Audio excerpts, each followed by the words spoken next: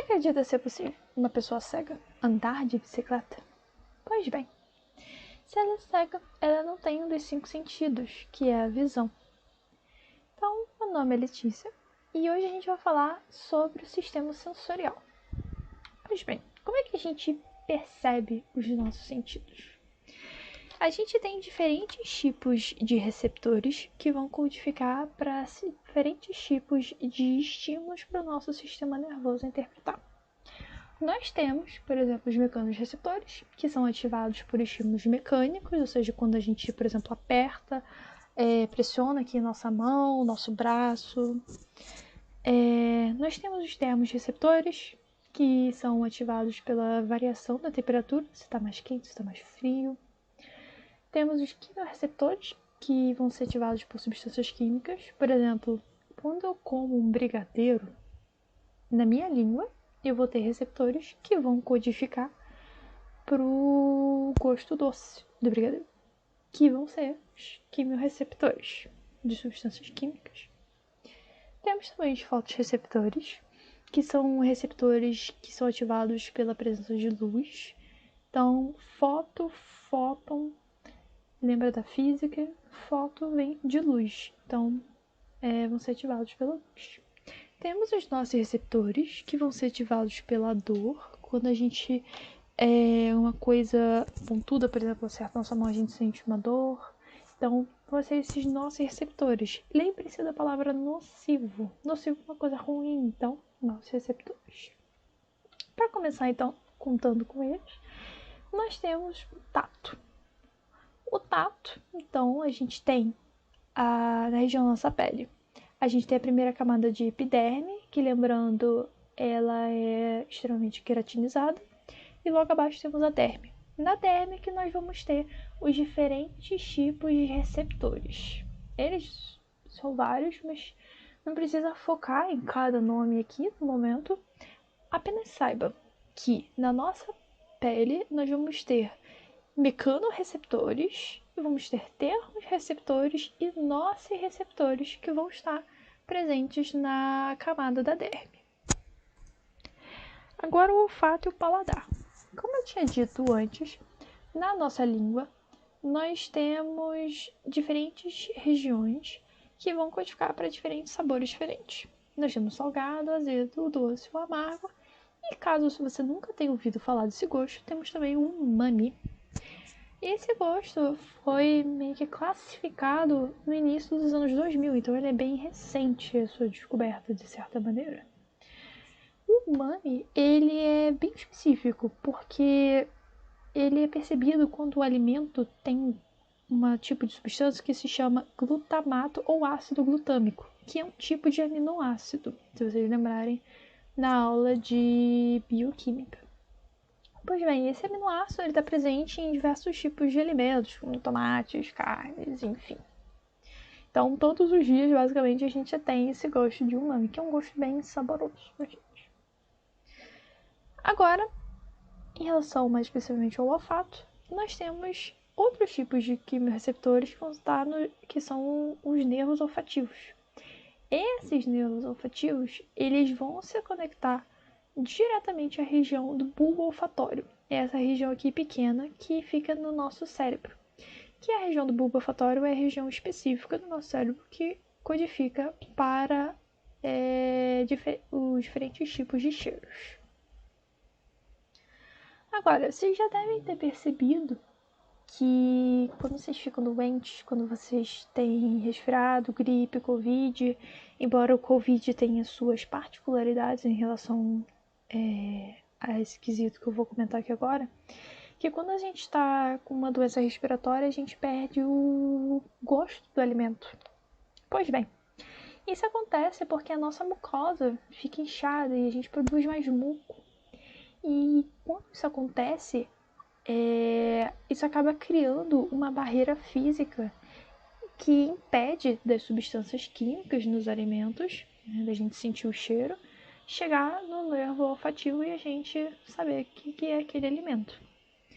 Então, mas por que então a gente perde, infelizmente, o sabor quando a gente está assim doente? Porque boa parte da sensação de sabor dos alimentos vem também não só do paladar na nossa língua, mas também da sensação de cheiro, quando a gente está cheirando o alimento.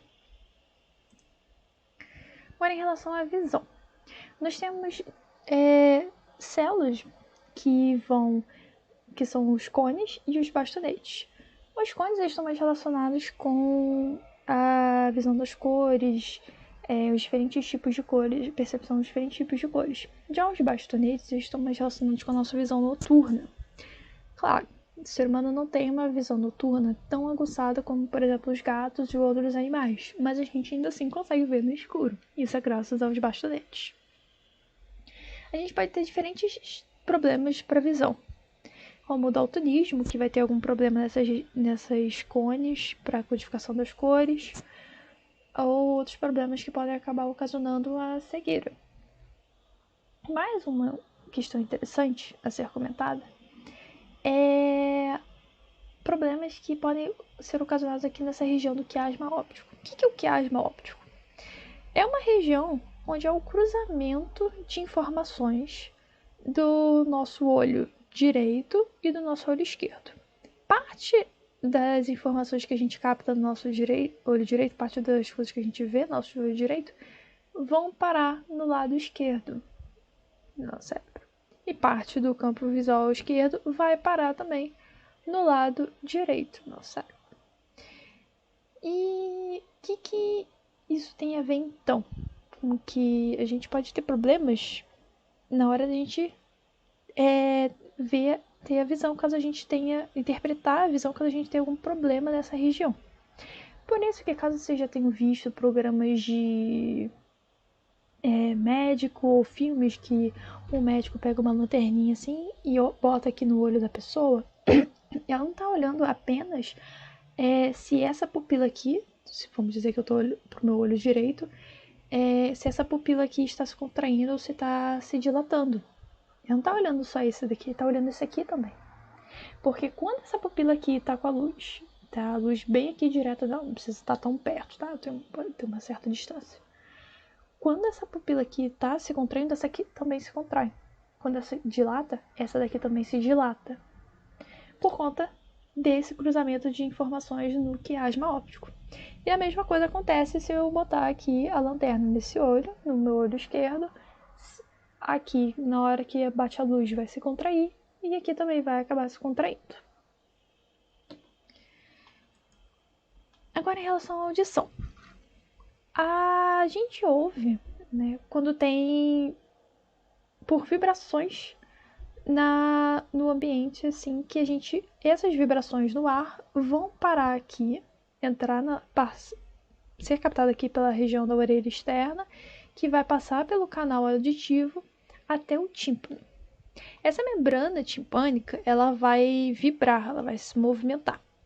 E com o movimento dela, ela vai movimentar outros 3 ossinhos: o martelo, a bicorna e o estribo, que é esse aqui bem pequeno.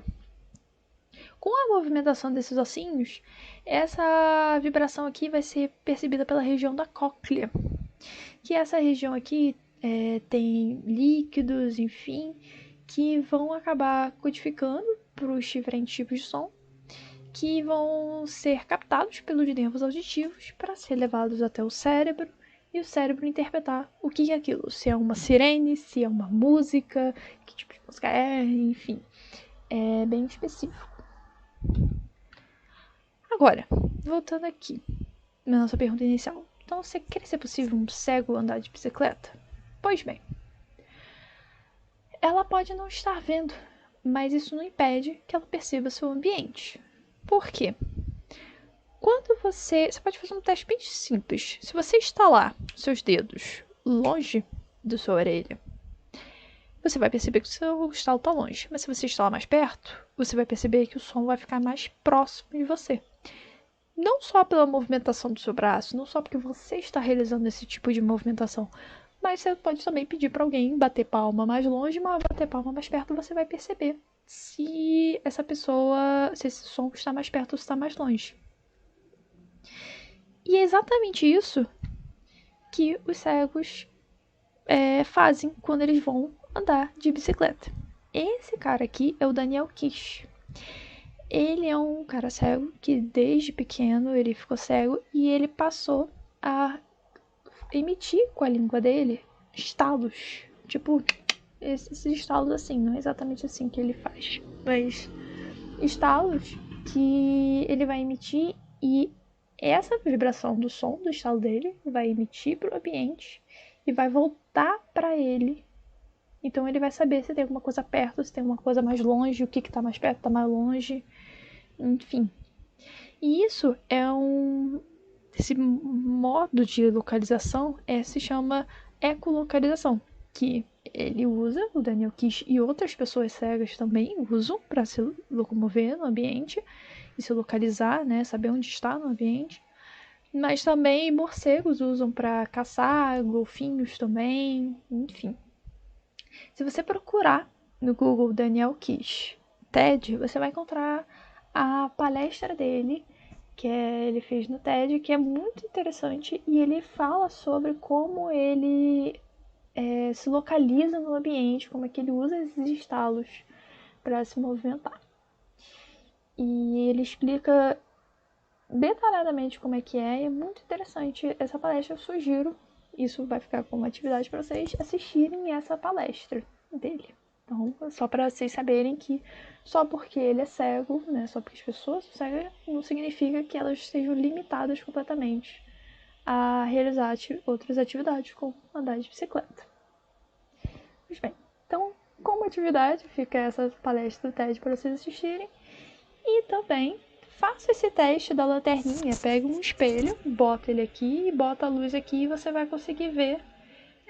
Não precisa colocar tão perto no seu olho, tira o óculos, como eu que uso óculos. Pode botar aqui um pouco mais distante e ver aqui o quanto essa pupila aqui vai se contrair. Você vai se contrair parecido com essa daqui. Ok? Faça a mesma coisa para o outro olho. Bom, então é esse a aula de hoje. Muito obrigada.